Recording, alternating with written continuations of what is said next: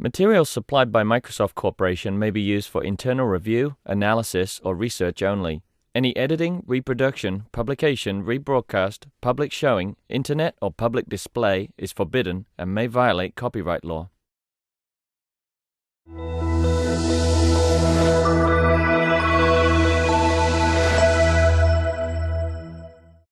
This morning is on mathematics and theoretical computer science, and our first speaker will be Nadia Henninger. She's an assistant professor of computer science at the University of Pennsylvania, and she's a really important part of the Microsoft Research New England community. She was an intern here twice in graduate school, and then she came and did a postdoc here before starting at UPenn. Anyway, I don't want to use up her time, but please welcome Nadia Henninger.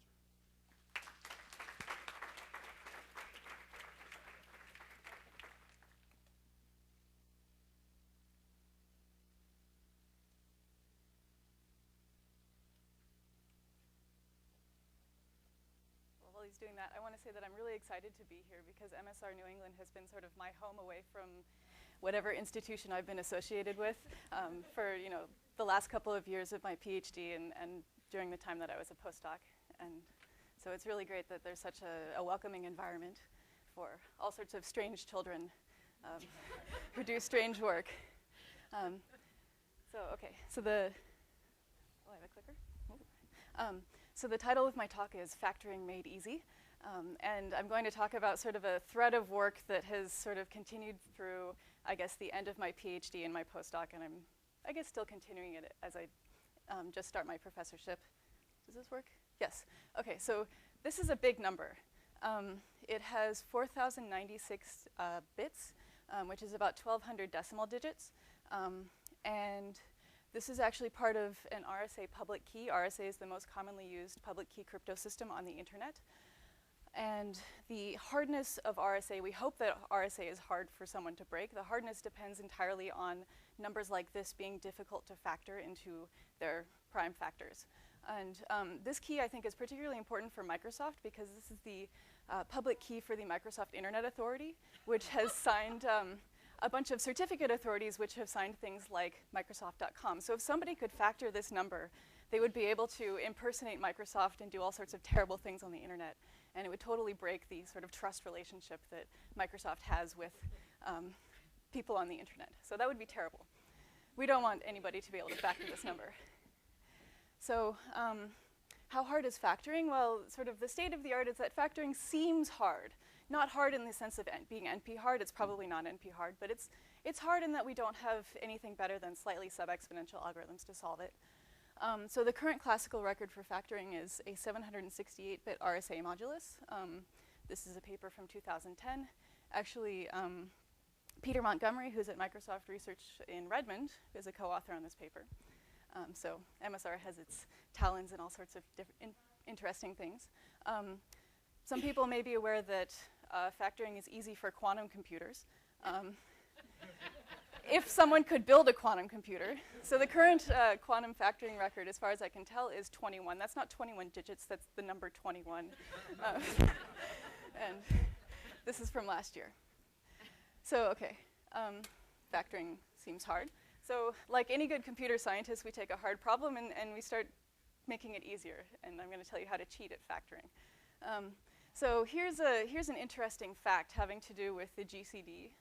GCD stands for Greatest Common Divisor. So any two integers have a unique greatest common divisor. And just by the construction of RSA moduli, they're the product of two large primes of equal size. If you have two RSA moduli, here's n1 and n2, and they share exactly one large prime factor in common, say p, then the GCD of the two numbers is p. And if you could compute that, then you could just divide out by p and get the prime factorizations of both RSA moduli. This seems kind of bad. And actually, the GCD algorithm is widely considered to be the first actual algorithm ever published by Euclid in 300 BC. This is the foundation of, if you take a really broad view of computer science, this is the sort of the foundation of computer science 2,000 years ago. And the GCD algorithm is extremely efficient. On my home computer, it takes about 15 microseconds to compute the GCD of two 1024-bit RSA moduli. In contrast, Even for, say, the NSA, it probably takes them, as far as we can tell, with an educated guess, still a fair amount of effort to factor 1024-bit RSA moduli, and we haven't done it in public. So this is quite a difference. So you might be wondering, is this fatal for the RSA public key crypto system, the most commonly used public key crypto system on the internet, the thing on which billions of dollars of people's faith in the security of their online transactions rely?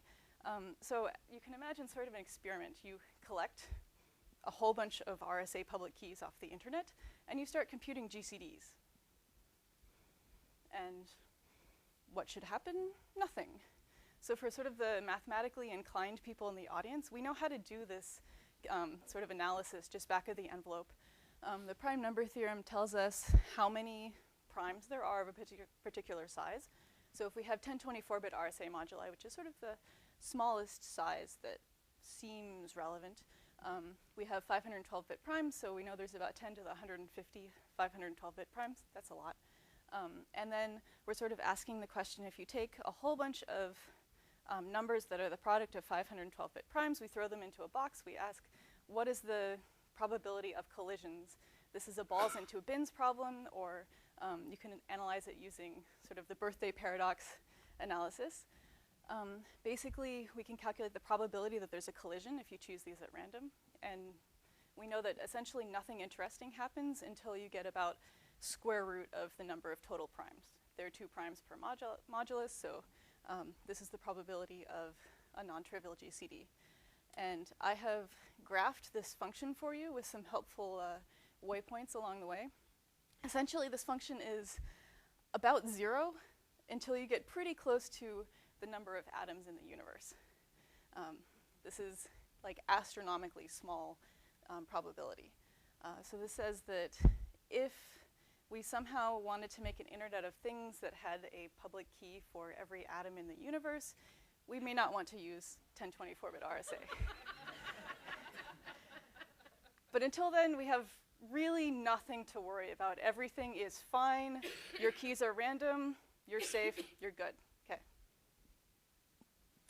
Okay, so life is good. What else could happen? So I want to show you a little magic trick. This involves computer code. Hopefully we're comfortable with this. This is actually code from Sage, which is some mathematics software.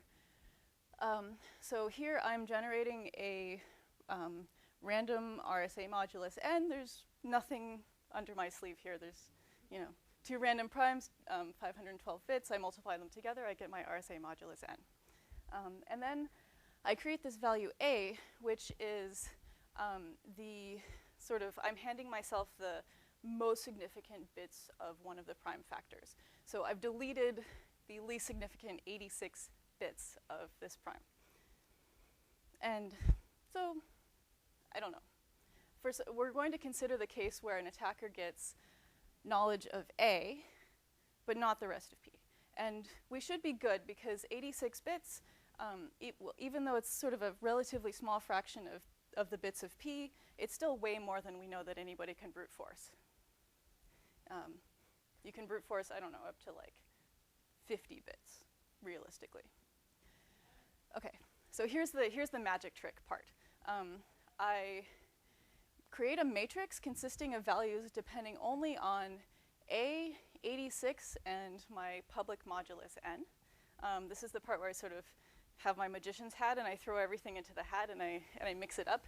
Then I call this LLL command, which this is the Leinster-Lovász lattice basis reduction algorithm. You don't need to know that. It's just we're using it as a black box. But it just takes a matrix and it transforms it into another matrix. Then I take this transformed matrix, I take some of the coefficients of my transformed matrix, and I create a polynomial. And then I look for the roots of this polynomial. And one of the roots is this value 27753, blah, blah, blah. And if I take A plus this value, that's actually P. So somehow doing this arbitrary looking magical computation, I have reconstructed in seconds on my laptop a value that not even the NSA should be able to brute force. So magic trick. What's actually going on here? This is actually a simplified version of a theorem of Coppersmith. This is from 1996, which says that given half of the bits of a prime factor of an RSA modulus, we can factor the modulus in polynomial time, where polynomial time means efficient for computer science purposes. And this is actually efficient like in the real world. And I think this theorem is really cool. It's really sort of counterintuitive. Factoring is hard, but somehow if you get half of the bits of one of the factors, you shouldn't be able to brute force the other half, but that gives you enough information to reconstruct the whole thing. That's totally magical. So actually, the first time that I was an intern here in 2009, we do, at the weekly meetings on Thursday, there's always a 15-minute presentation of research. You get up and talk about whatever you want on the whiteboard. And I got up and presented a version of this theorem because I thought it was so cool. And actually, after I did the presentation, Madhu got up and said, like, hey, there's this connection with coding theory that's like, it kind of works like this, but, and so we sort of started talking about codes. And that actually turned into a series of papers that I published with Henry, who was my mentor, where the super hand-wavy version of the theorem was that there's sort of deep connections between these sort of cryptanalysis techniques about RSA moduli and decoding of Reed-Solomon codes. And the sort of main technique here, or the main idea here, is that there's a deep analogy between integers and polynomials. If you're a mathematician, these are both algebraic rings, and this one insight gives us the ability to sort of have a framework that lets us translate results back and forth between cryptography and coding theory. And we can sort of do arbitrage. And this is constructive. It's not just, you know, it's not just a fact. It actually gives us new algorithms in both areas. So I think this is really cool. But we're not doing just math here, so I want to sort of finish up with some concrete results here. So despite the fact that these two mathematical facts that I just explained should never ever happen in the real world, I just explained, I mean, who is going to give you all but 86 bits of an RSA factor, or who is going to be stupid enough to create RSA moduli that happen to share common factors? Nevertheless, over the past couple of years, I somehow ended up with a series of papers with this general research outline, which is collect a whole bunch of public cryptographic keys, and then look for stuff that should never, ever, ever happen. That's the outline. So here is the results of one paper. We scanned all of the publicly visible IPv4 space and collected all of the HTTPS certificates, so the things that protect you when you are surfing the web. And we collected all of the SSH host keys, so the things that tell you that you're actually connecting to the SSH host that you hope you're connecting to. And then we ran the pairwise GCD algorithm on all of the RSA keys that we got. And this gave us the factorization for 64,000 HTTPS hosts and 2,500 SSH hosts, which, as I showed earlier, should never, ever, ever happen. And it turns out that what we found after doing sort of a more systems level analysis is that there were widespread random number generation flaws, mostly confined to certain kinds of embedded devices. Things like your little home Wi-Fi router is actually not very good at generating cryptographic keys. And in particular, we discovered a flaw in the Linux random number generator that was responsible for a lot of this. There's also a lot of people just have software bugs that keep them from generating secure keys. As follow-up work, this is actually going to be presented in a couple months at AsiaCrypt. You might say, okay, what can you do about this? Let's use hardware random number generators. That's much better than software, right? So in this work, we actually looked at a smart card deployment in Taiwan. So Taiwan has these smart cards. You can use them to authenticate yourself online, to pay your income taxes or change your car registration, the like. They have a certificate which you can use to provide, legally binding digital signatures. And so basically, and these smart cards, they generate the keys on the card. They were certified by all of the buzzword agencies that do cryptographic certifications. So in this research, we collected 3 million certificates corresponding to real Taiwanese people that were publicly available because they are public certificates, and computed the GCDs. And 103 of them were factored due to non-trivial GCDs. But after staring at the factors that we found, the most common factor was the next prime after 2 to the 511 plus 2 to the 510. This is really not random. And so the fact that some of the factors had these like special structures let us predict large numbers of bits that might appear in subsequent problematically generated keys. And so we were actually able to use the coppersmith method that I described to factor another 80 keys. And it's pretty clear that, you know, the more computational effort we put into this, the more keys we'll be able to factor. And essentially the reason for this is that there was both a flawed hardware random number generator and a failure to post-process the keys that were generated due to sort of human error. So the lessons of this, well, cryptographic failures can be both subtle and mathematically beautiful, and it turns out that random number generation is really difficult to get right in practice. So thank you.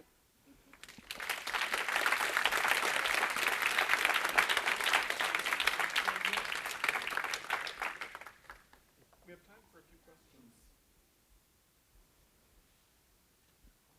How can there be a flawed hardware random number generator? So, okay, the question is, how can there be a flawed hardware random number generator?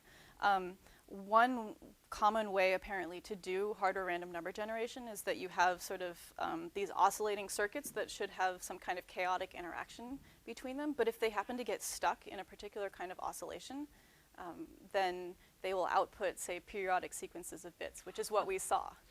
This happened to the first Ethernet controllers that digital equipment built.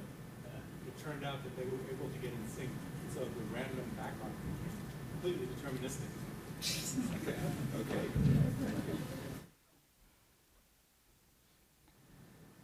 Yeah. Once the keys you found to be compromised when you serve at the SSA, HDS, was any Microsoft key?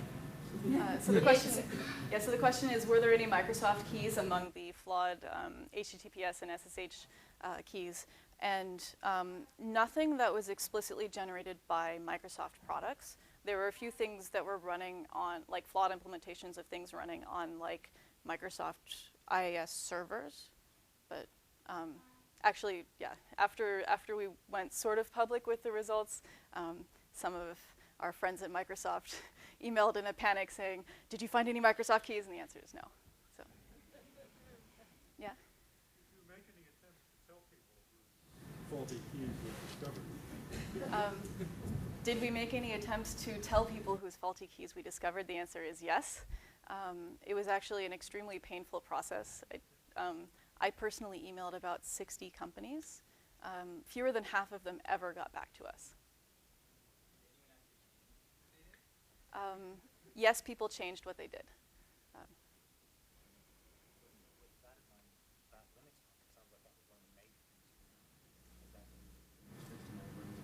So has the Linux bug been fixed? The answer is yes. Actually, we contacted the Linux kernel security team last summer about this, and Linus himself wrote back within about half an hour. And there were code patches flying back and forth by the end of the day. So it was a very fast change. Yeah. Can I say more about the human error? So these cards were allowed to operate in FIPS mode, where they were sort of like certified to the Federal Information Processing Standard, or they could operate in non-FIPS mode, and they were being operated in non-FIPS mode. I mean, it's probably much more efficient if you're not actually doing all this post-processing. Yeah?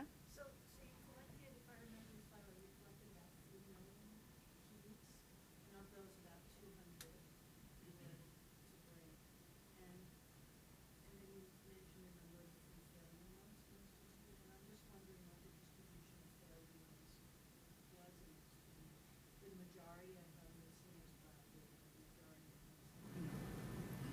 distributed?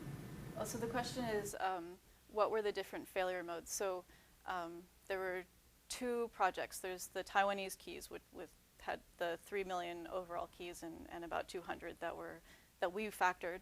And then there was the Linux flaw, which was out of 10 million keys, 64,000. Almost all of, well, no, not almost all, more than 50% of the flawed HTTPS certificates were due to a particular router product made by Juniper. They just happened to have a lot of them that were very poorly generated. They were not using Linux on that machine. I think Linux was probably a significant fraction of the sort of remaining 40% of the flawed HTTPS certificates. The Linux had nothing to do with the hardware random number generation flaws in the Taiwanese keys. I guess I'm over. Okay, so let's thank Nadia again.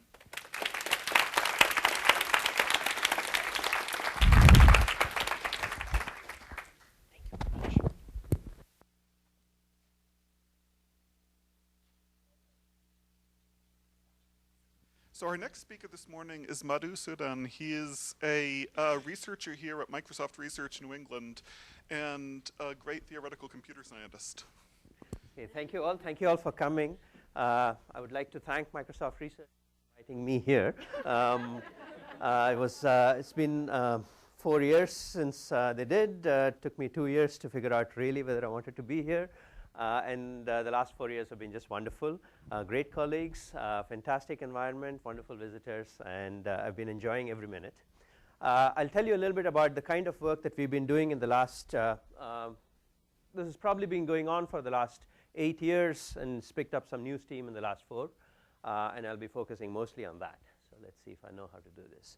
I want to talk about the problem of reliable communication, but I want to talk about reliability in the new sense, but let me talk about it first in the old sense. This is a question dating back to the 1940s, and there are two parties, Alice and Bob, trying to communicate over a channel. Now, communication channels are always noisy. There's always going to be some error when you're talking over some channel. Unfortunately, when you're talking about digital information, noise can have sort of catastrophic effects. So this is not the kind of errors that you want to see.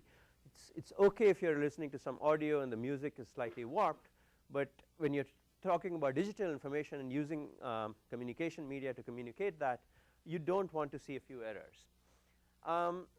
This task of trying to figure out what are errors and how to fix them was undertaken by Shannon, and he came up with a beautiful mathematical theory of communication. Now, I want to emphasize the part that it was mathematical, because this was a setting where you didn't quite know how to even model the notion of an error, leave alone figure out how can you fix them and what can the limits be. And Shannon undertook this task in a significant piece of work in 1948, which was published in 1948 after about 4 to 5 years of research on his own.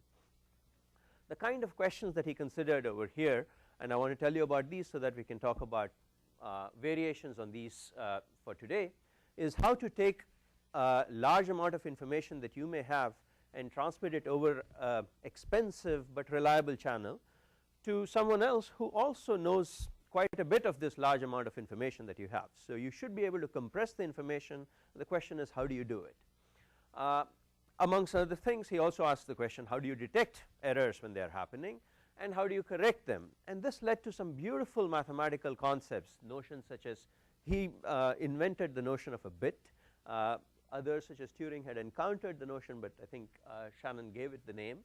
The notion of entropy as a mathematical concept not related to heat and disorder in physical systems.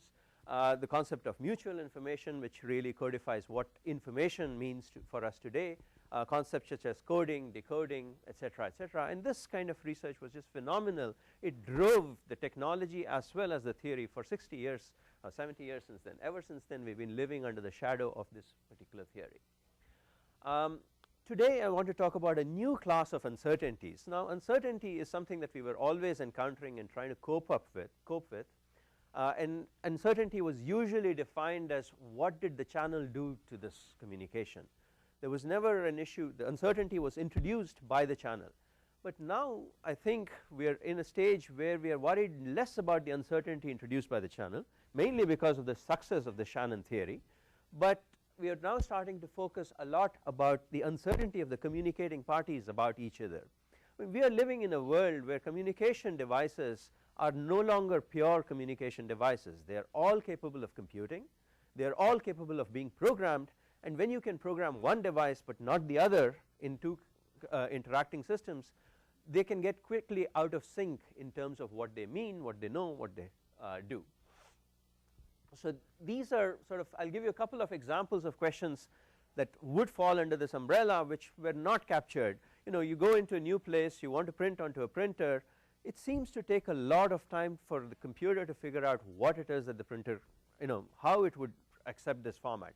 Why should it be so hard? The computer out there is a pretty intelligent device, has as much thinking powers as maybe my brain does. There's this printer which also has the same amount of capabilities and resources, and so far what we've been trying to tell these two devices is to turn these brains off and try to communicate the way the third party told them to do it. Why can't they just sort of learn to interact and figure out a way around this setting? A non-interactive setting in which we want to worry about, I am worried about right now. I mean, I have all these photographs which are all digitized in various formats over the course of the last 15 years, and I don't know what is the one format in which I should save them so that in another 10 years I'll be able to read them and scan them. And what is the uncertainty here? We are uncertain about what the future holds for us. What are the devices and formats that will be understandable in the future? I am trying to decide today how to encode information so that it will be readable 20 years from now, but I don't know what the future holds. The sender and receiver are not really understanding each other completely. They don't even, the receiver is not yet even defined. It's going to happen in 20 years from now. So I mean, if I give you massive amounts of data, would you just take all of this and a beautiful compression algorithm, would you take that compression algorithm and apply it? I suggest not. Okay. So there's a new class of questions over here, and some new solutions are needed.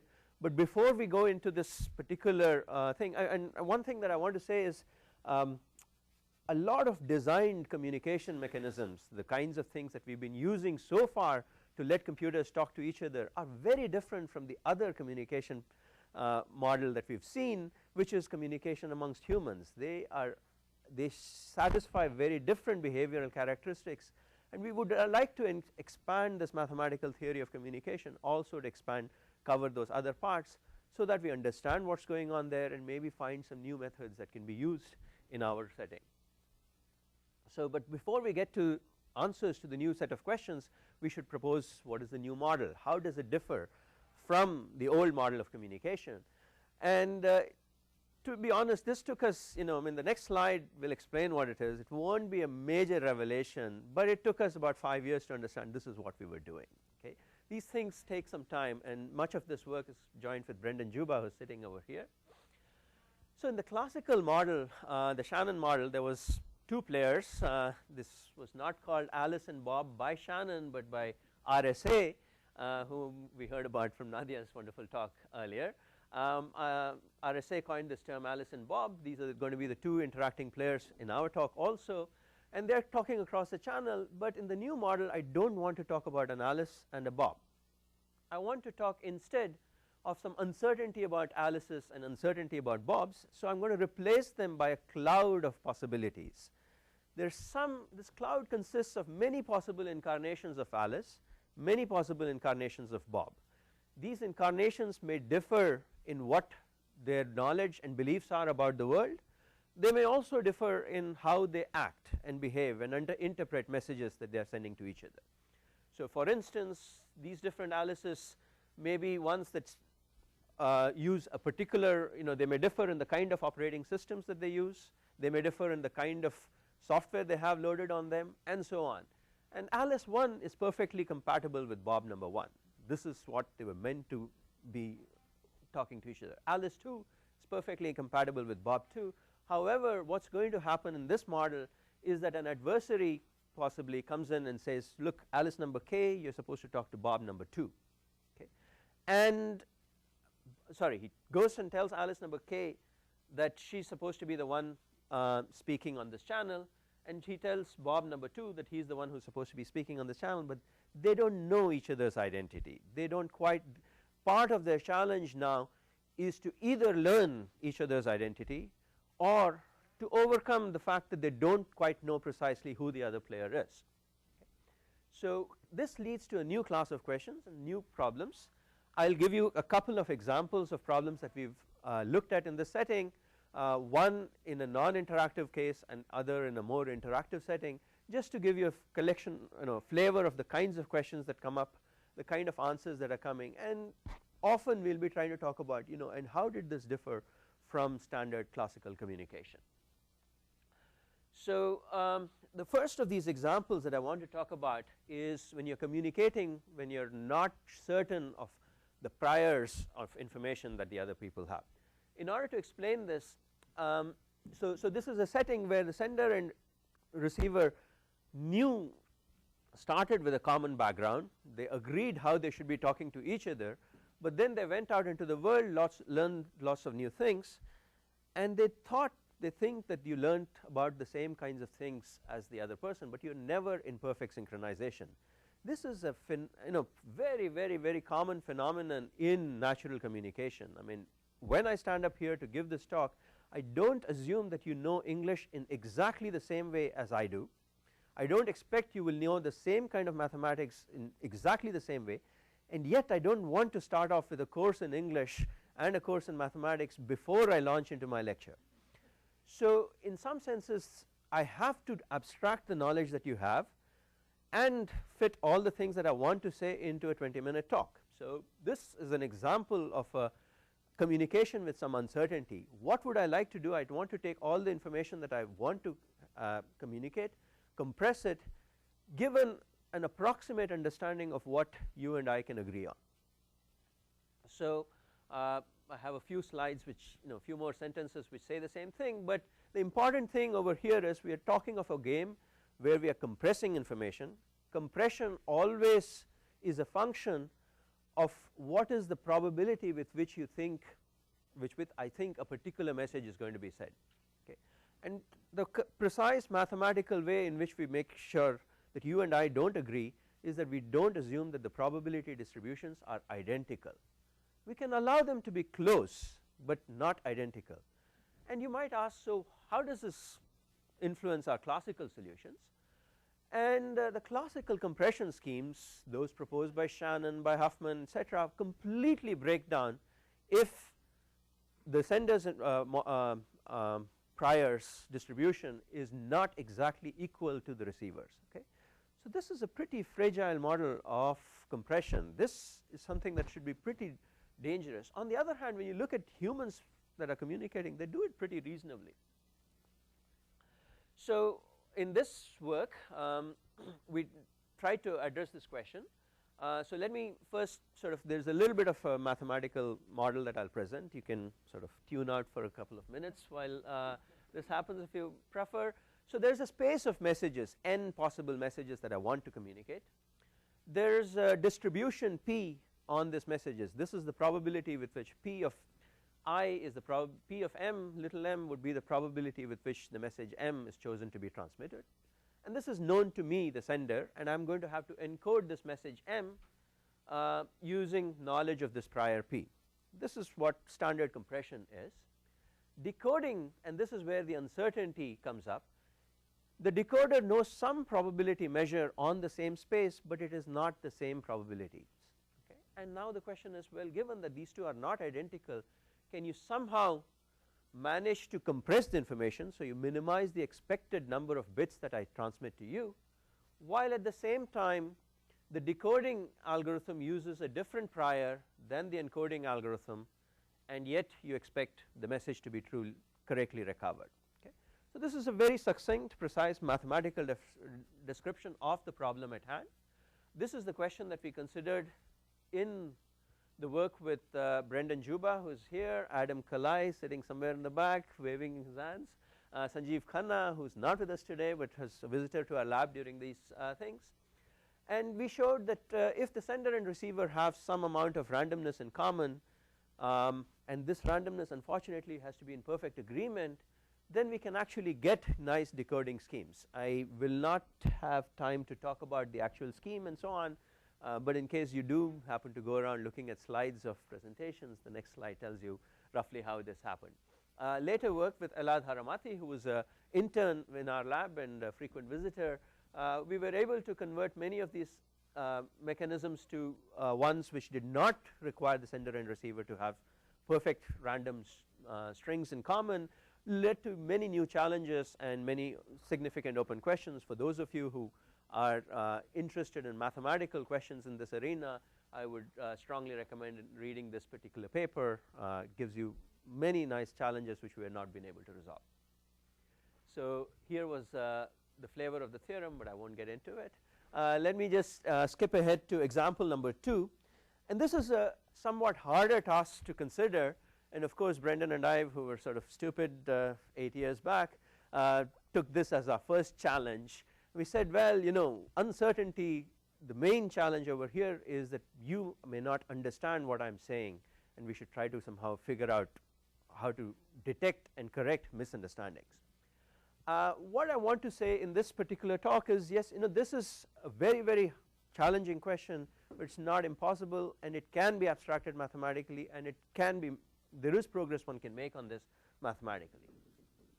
So the main thing that we all understand is, you know, the point in me communicating to you and you communicating to me is not just to exchange, you know, maximize the number of bits we can exchange. I mean, that's, you know, you can just toss random coins and collect a lot of bits. I mean, the whole point is probably to create some action for me to, the bits that I send you lead to some action in your minds, and the bits that you send me back lead to some action in my minds, and we want to make sure that we are taking the right actions that were intended by the sender and receiver.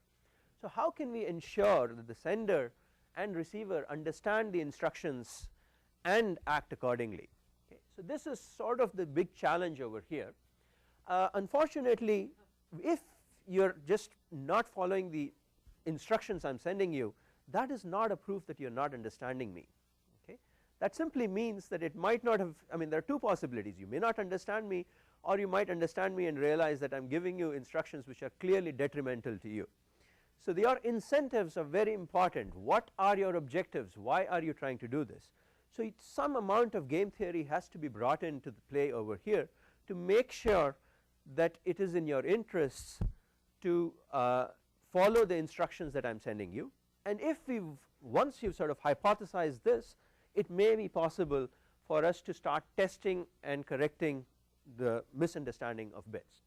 So this was sort of the hope and belief, and we started in work with Juba, with Oded Goldreich and Juba, and later we sort of created a very simplified example of this with Jacob Leshno, who was a postdoc in our lab. And let me just tell you a little bit about the first pieces of work over here. In this work with Goldreich and Juba, we started positing the fact that communication ought to have a goal, and this goal should be something that we should explicitly formalize, explain why the sender is in this act of communicating with the receiver, explain why the receiver is in the act of communicating with the sender, define what it means to be compatible, and try to explain what are the settings in which they can overcome misunderstanding and arrive at, you know, reach success. And the main thing that we were able to formalize over here is the concept that understanding is not a measurable entity or a detectable entity on its own. However, you have a very good proxy for it functionally in saying that you achieved your goal. If communication was essential to achieving the goal and you are able to achieve the goal, then you must be understanding each other. Okay? So this was the kind of a message that we wanted to give. Unfortunately, the generality of the setting was a little too complicated, and so we tried to simplify this a little bit in this work with Jacob Leshno, where we decided to say, you know, let's throw away the incentives and the incompatibility, potential incompatibility, by arranging a very simple game in which players are clearly interested in coordinating with each other. This is a coordination game. We'll have a series of games between two players, repeated games. So every time we play a game, we get to choose one of two binary actions. If the two of us agree on the action, we get some reward. If we disagree, we do not. And we were a little bit more careful with that. In fact, there were two kinds of actions. We would try to emulate Bob. The other party is Alice. Alice's playoff might be coming from anywhere and we don't quite know and we are sort of oblivious to it. The only thing we know is that once she's decided on her action, she's not going to suffer because she coordinates with us. So because Bob tries to coordinate with her. Bob on the other hand clearly is going to have payoff if he agrees with Alice and no payoff if he doesn't. And what Bob would like to do is saying, well, if I don't know Alice's strategy perfectly, can I somehow learn it? So we have to formalize the notion of what does it mean to say we don't know what Alice's strategy is, and we do that by this cloud once again. Alice is one of this large set of possibilities. This cloud may be infinitely large, but she's playing a strategy from this set, and that's all that Bob knows. This is the set of all possible reasonable things that someone else might be trying to do, and I would like to know how can I learn about it.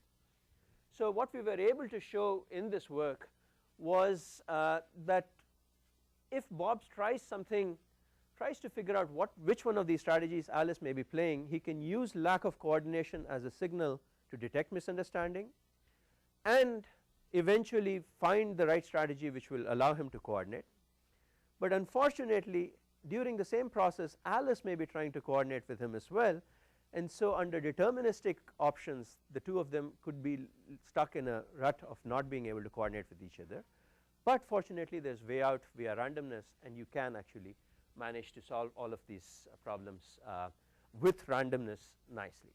So I'm out of time, so I'll just skip ahead to my conclusions and say that, look, communication when mixed with computation is leading to a new class of mathematical problems. These are problems which are interesting, I believe, and relevant, and we should pay more attention to them. And there are many such challenges appearing today, and so I think a good theoretical understanding will give us very sound foundations to work with in the future, and lots of work to be done. Okay, thank you very much.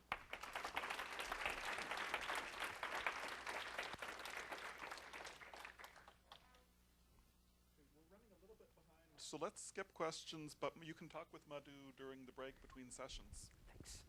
Sorry about that. Peter. So the final session this morning is Peter Winkler, who's the William Morrill Professor of Mathematics and Computer Science at Dartmouth. He is a frequent visitor at Microsoft Research New England, and we always look forward to his visits. So please welcome Peter.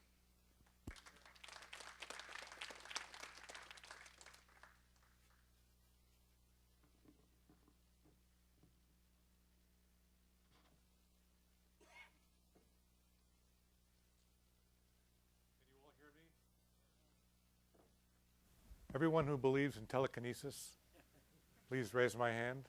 Okay, good. Okay. I'd like to tell you about some exciting work that Microsoft Research has been in the middle of, not just for the past 5 years, but really for the past 20, even 25 years. And especially Jennifer Chase and Christian Borgs. And I think this is really exciting stuff.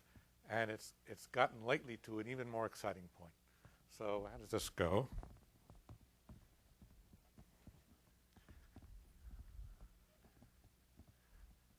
Okay, let's start with a graph and two problems on the graph.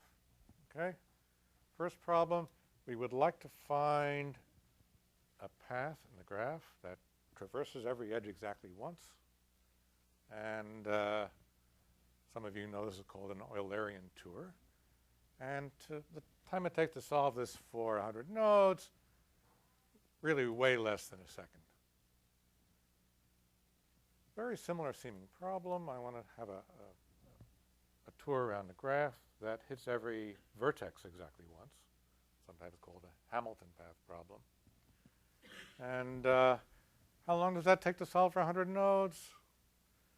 More than 1 million years, even by the best known randomized algorithm. Okay, this is kind of a stunning dichotomy, right? And this kind of thing is something we see often in the theory of computing, where there's a huge gap between problems that we can solve efficiently and problems that we haven't got such a method for. And what we're trying to do, of course, is to try to figure out what's going on here. I mean, why is this problem so easy and this problem so hard? Okay. Well, let me tell you about a little experiment that Dominic Wills, Oxford University, performed many years ago, and something that got me interested, but similar experiments around the world got other people interested. He took 3 sets of nodes and created a random graph by putting edges between the parts. And then he wanted to 3-color the resulting graph.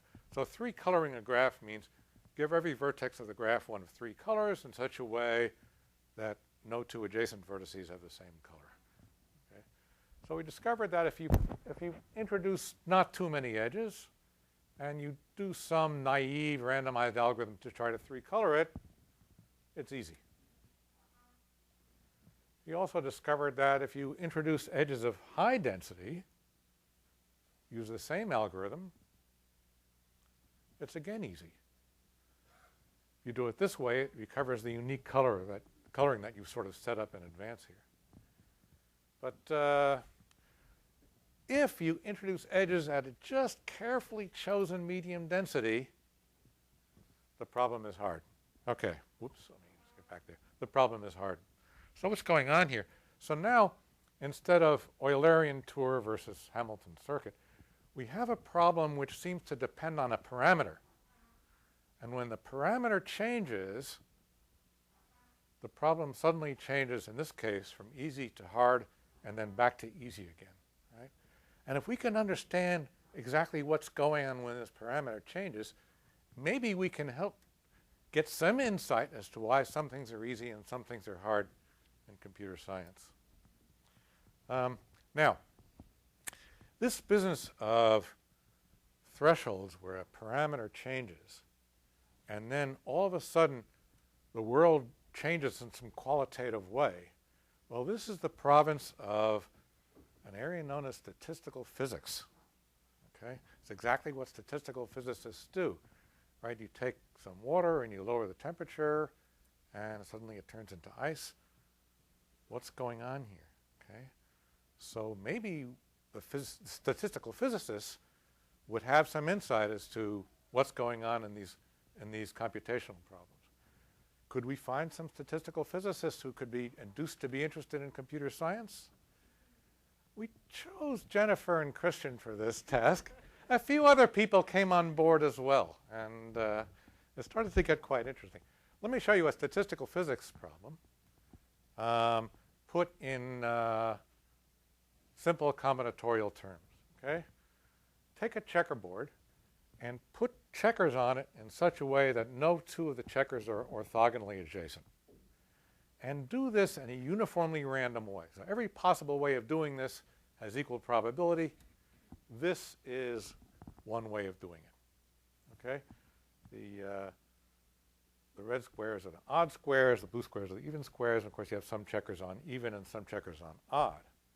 Okay?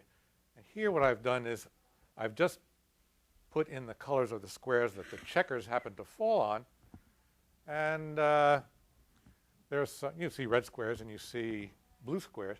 And there's a tendency for these things to cluster, right? Because you can't have a blue square and a red square that are closer than a night's move apart. Okay. Now this actually is one corner of this picture, generated by me and Peter Shore many years ago. And although for some reason my colors have flipped to cyan and magenta. Maybe Microsoft can explain that. Okay. Now let's do the following. Suppose we want more checkers on the board. We want a bigger independent set in this graph. Right? We can do this in a way which statistical physicists have taught us about, which is we just create extra incentive for the set to be big by rewarding it by giving it higher probability if it has more points. And we increase the probability by a factor of lambda, whatever that is, for every additional point the set has. Okay? Now, if we take lambda up all the way up to 3.787, this is what our random set looks like. Now we have a really serious tendency to cluster. Okay. Take it up just a little bit more, 3.792, and all of a sudden, one color takes over. Okay. And this is the threshold. Something has really happened here, something kind of exciting. It could have been the other color that took over, but some color will take over the world. Somewhere between 3.787 and 3.792. Okay. This actually is a model known to physicists as the hardcore model. And it's a well-studied model. It's so well-studied that you can perform this experiment. You can actually type the words hardcore model into your browser with children around.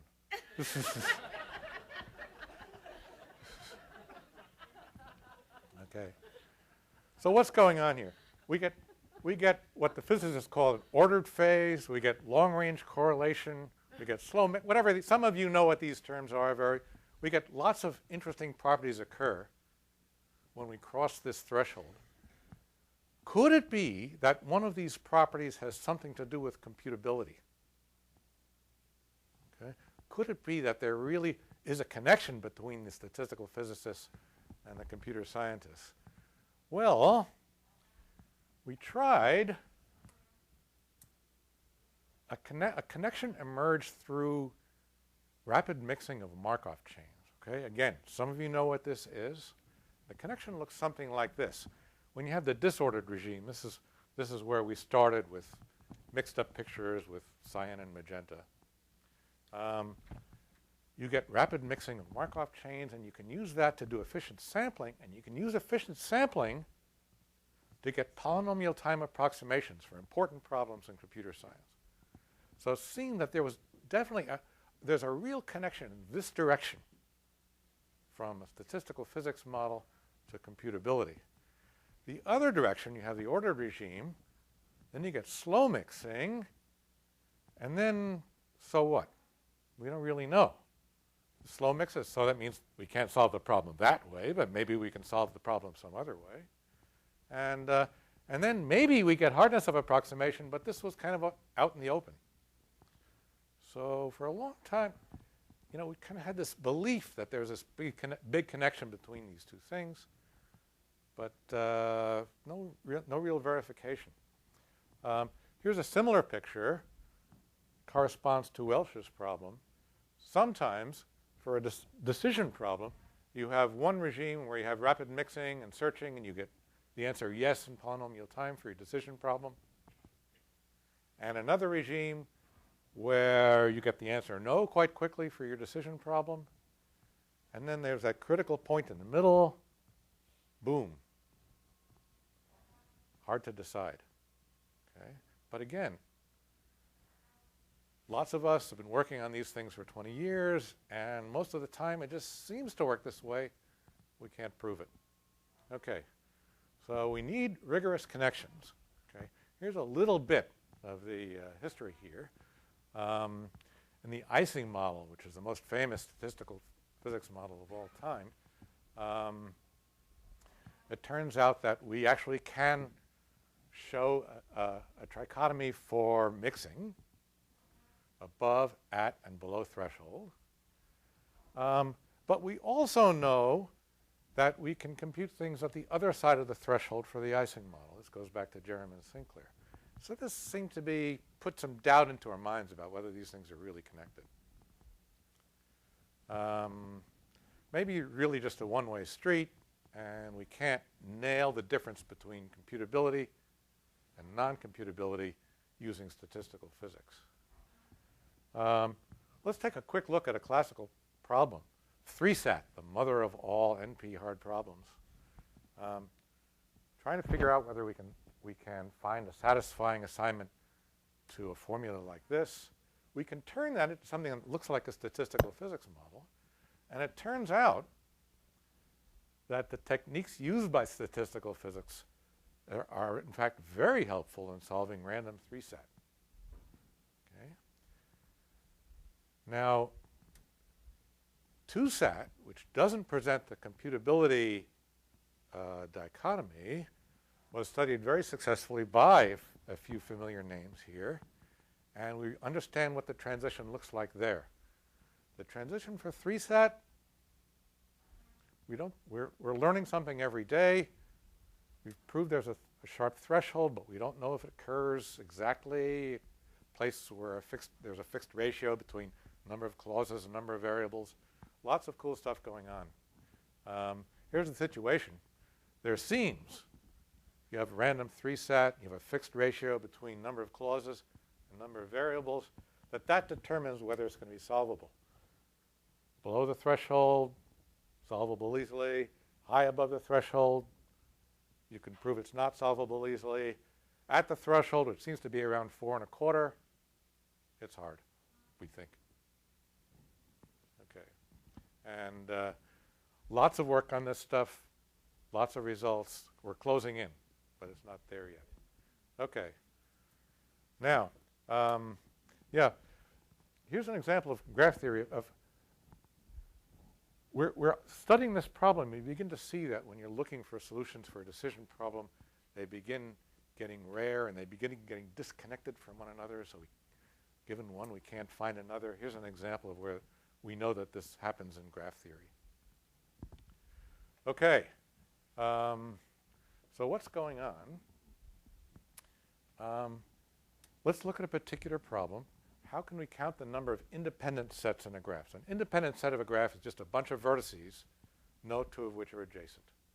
Right? That's basically what we were looking at before on the checkerboard. And we know the answer that if a certain Markov chain mixes rapidly, we can do it. Okay. Well, there's an old trick, a favorite of mine and lots of other people here in the audience, which is to study the problem on trees. You know, it's like looking for your keys under the lamp, right? And look, my lambda actually got lower in this picture for some reason. It's quite interesting. Okay. Yeah, I said we raise the lambda up to the line. Okay. Now, it turns out that yeah, counting sparse independent sets of a tree seems to be easy. Counting dense ones seems to be hard. And it turns out that for this case, the threshold for lambda is known exactly. It's this expression. It's the maximum degree delta minus 1 to the power delta minus 1 over delta minus 2 to the delta. And rather interestingly, this marvelous formula was discovered actually not by a statistical physicist, but by a computer scientist studying models of communication. Well, a mathematician, maybe. Frank Hammond. Probabilist, Frank. Okay. Yes, it does at least come from. So that's good enough, right? And okay.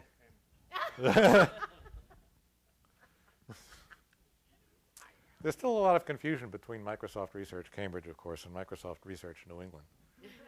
My solution to that was to rename the other one Microsoft Research Old England, right? I don't know why they haven't taken me up on this. But there you have it. Okay.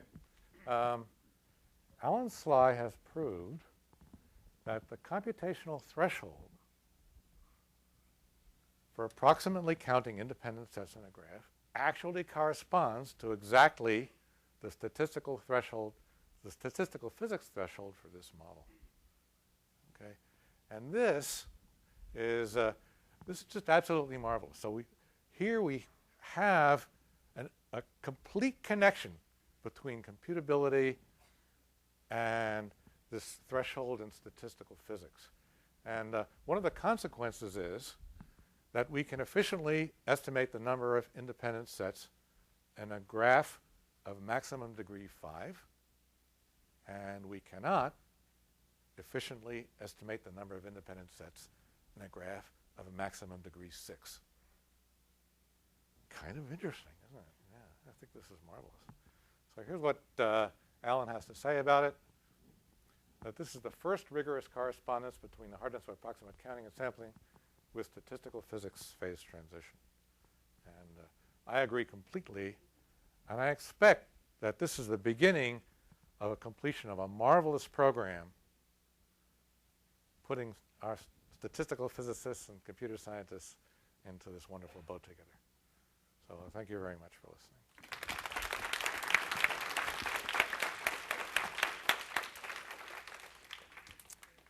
We have time for one or two questions. Really, max degree, you just throw in one extra die, messes it up? Well, let me state it a little bit more precisely so I can answer that question. What we're trying to say is that in the whole class of graphs of maximum degree 6, we can't expect to find an algorithm to do this efficiently. Whereas in the whole class of graphs of maximum degree 5, we have such an algorithm. Okay? That doesn't tell you that there's a fixed graph which you can add one more edge and you can no longer do it. Well, then maybe you could deduce something like that somehow. There's probably one out there. Yeah, I mean, maybe you can get something like that. I mean, Bolobash has some wonderful results where you know exactly that the change from one thing to another happens at the same time that a change from another thing happens. And there might be something like that here. That would be kind of neat. Suppose there's only 0.1%. Degree 6. For that, I don't think we know the answer.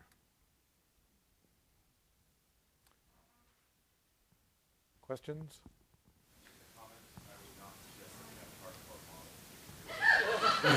Oh, you know, okay, I take it back. It's possible that my computer has gotten to know me. So.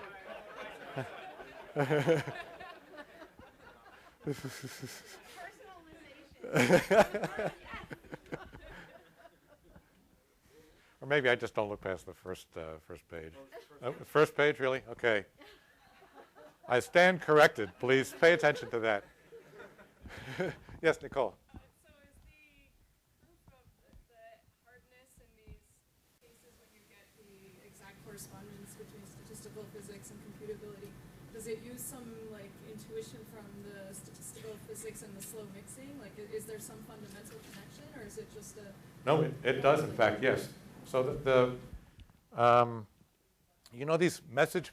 Yeah, let me repeat the question. Is this just a coincidence, or does Allen's proof actually show where the statistical physics is connected to the computability? And I think the latter is more the case. Okay, so some of you have heard of algorithms which are based on something called message passing. Maybe this goes back to Madhu's talk, maybe even a little bit to Nadia's talk as well. And these algorithms based on message passing turns out can be really studied, and it turns out that if you're as smart as Allen is, for example, you can figure out when they can be done and when they cannot be done, and use that to get the hardness result. Yes.